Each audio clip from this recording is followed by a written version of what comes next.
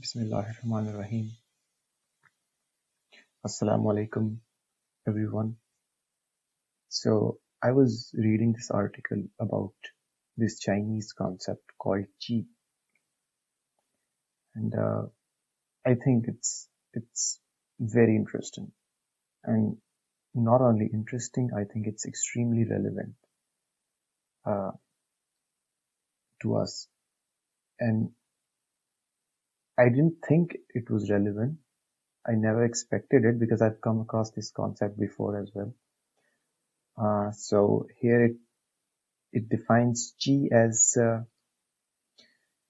it says in the sinosphere, qi is traditionally believed to be a vital force, part of all living entities. So it's something that everyone has. Literally meaning vapor, air, or breath. The word qi is polysemous. I don't know if I'm pronouncing that right. Polysemous. Often translated as vital energy, vital force, material energy, or simply energy.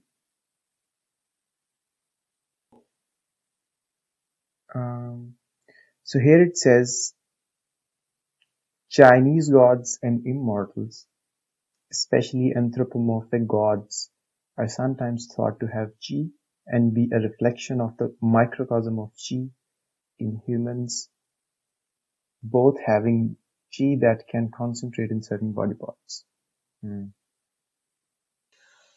Okay, I think here's a saying by Confucius, and I think it's beautiful.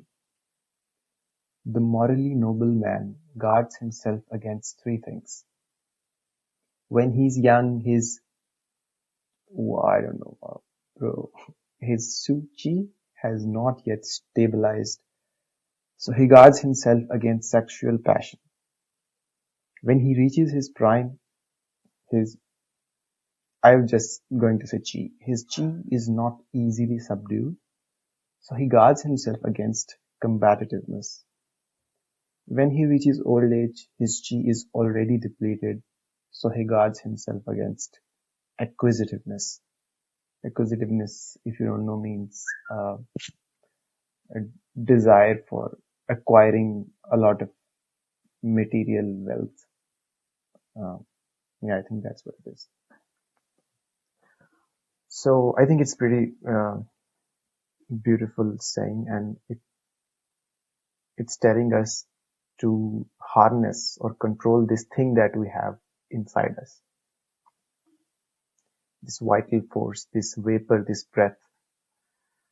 Now, I would like you to look at something.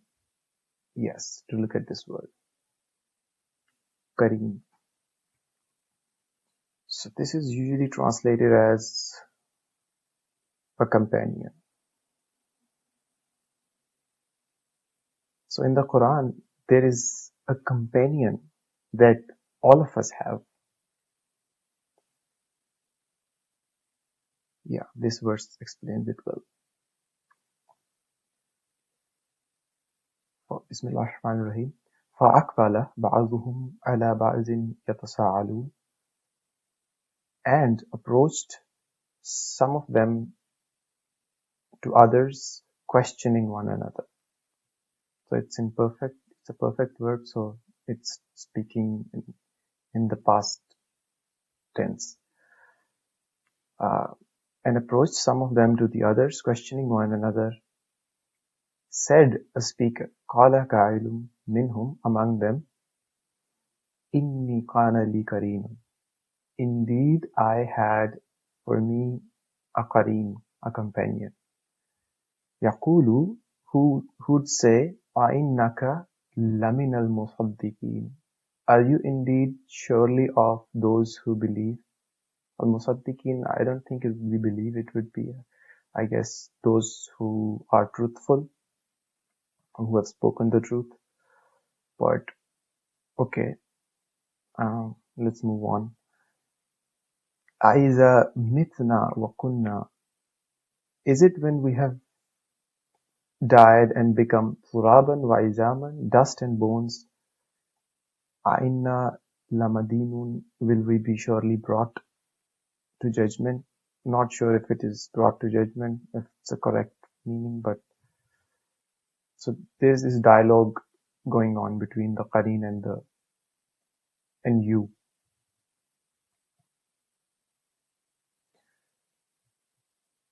Qala hal antum muttali'un, said, will you be looking? فَأَطَّلَعَ, then he will look, فَرَآهُ فِي صَوَاءِ الْجَحِيمِ, and see him in the midst of the hellfire, Jahim. قَالَ تَعَاللَّهِ إِن كِدْتَ لَتُرْدِينِ, by Allah, verily you almost ruined me.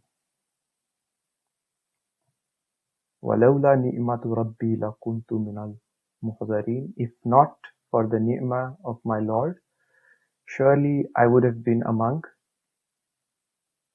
the ones brought to presence. أَفَمَا نَحْنُ بِمَيِّتِينَ, then are not we to die? Yeah. So this thing, Qareen, whatever it is, it tries to destroy us, or we need to be careful with it, whatever it is. And let's now just play around with this,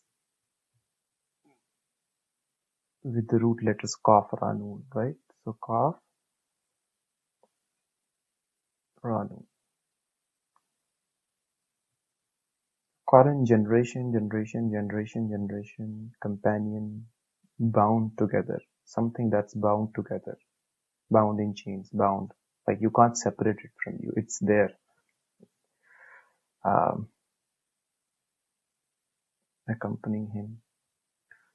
So what if, how about we sort of play with the letters and noon? No, we don't have Ra, Kaf, Noon. We have Ra, Kaf, Ya. Okay, let's see what Ra, Kaf, Ya is. To ascend. Let them ascend. In your ascension. How about Noon, Kaf, Ra.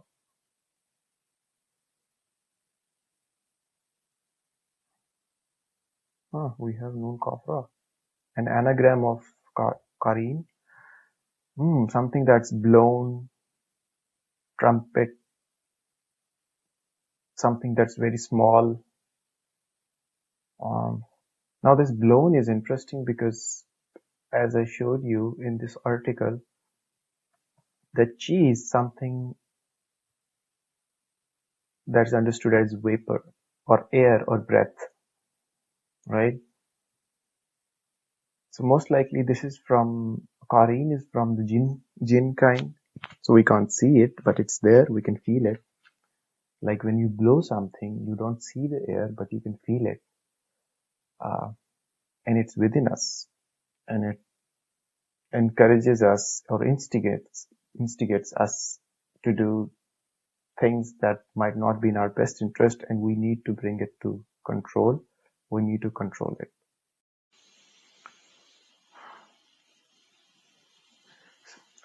So here we have an interesting paragraph in the Wikipedia page, and there's a plethora of meanings to the word chi.